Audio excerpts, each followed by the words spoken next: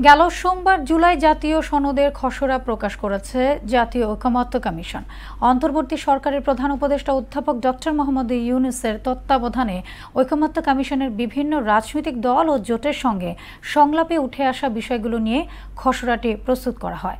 এতে নির্বাচন, বিচার বিভাগ, প্রশাসন, দুর্নীতি দমন এবং পুলিশের মতো প্রতিষ্ঠানগুলোতে আইনি ও কাঠামোগত সংস্কারের পথ নকশা নির্ধারিত হয়েছে। মাহবুব হাসান রিপনের বিস্তারিত প্রতিবেদন। ২৪শে জুলাই অভ্যুত্থানের পর নতুন বাস্তবতায় দাঁড়িয়ে রাষ্ট্র সংস্কারের যে উদ্যোগ অন্তর্বর্তীকালীন সরকার হাতে নিয়েছিল, আগামী নির্বাচিত সরকারের সময়ও তার ধারাবাহিকতা নিশ্চিত করার লক্ষ্যে তৈরি হয়েছে জুলাই জাতীয় সনদের খসড়া।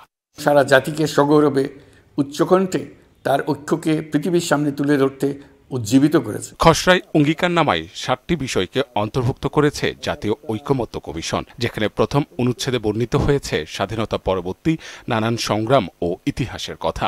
দ্বিতীয় অনুচ্ছেদে বলা হয়েছে জুলাই জাতীয় সনদ ২০২৫-এ দেশের শাসন ব্যবস্থা সংস্কারের প্রসঙ্গ। এছাড়া বাকি সব অঙ্গীকারনামায় বাস্তবায়নের বিভিন্ন কর্মপন্থা ও প্রক্রিয়ার কথা উঠে আসে। এর মধ্যে ৬টি সিদ্ধান্ত গ্রহণ পদ্ধতি নিয়ে প্রশ্ন তুলেছে এনসিপি।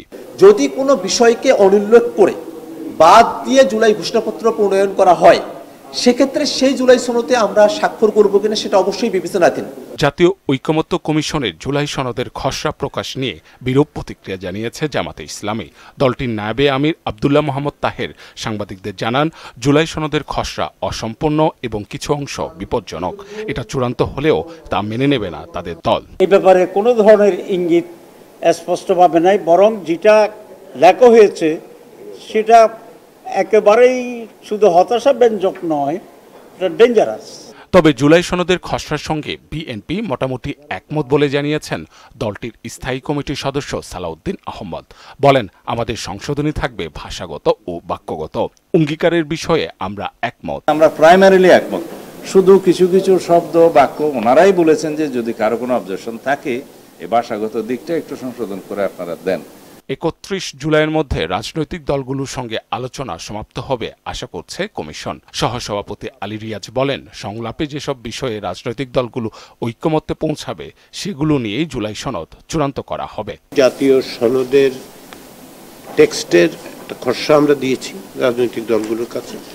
কেউ কেউ মৌখিকভাবে কিছু কিছু সামান্য সংশোধনের কথা বলেছেন। আমরা তাদের অনুরোধ করেছি আগামীকাল দুপুর 12টার মধ্যে আমাদের কাছে পৌঁছে দেওয়ার জন্য। মাহবুব হাসান রিপন, মোহনা সংবাদ, ঢাকা।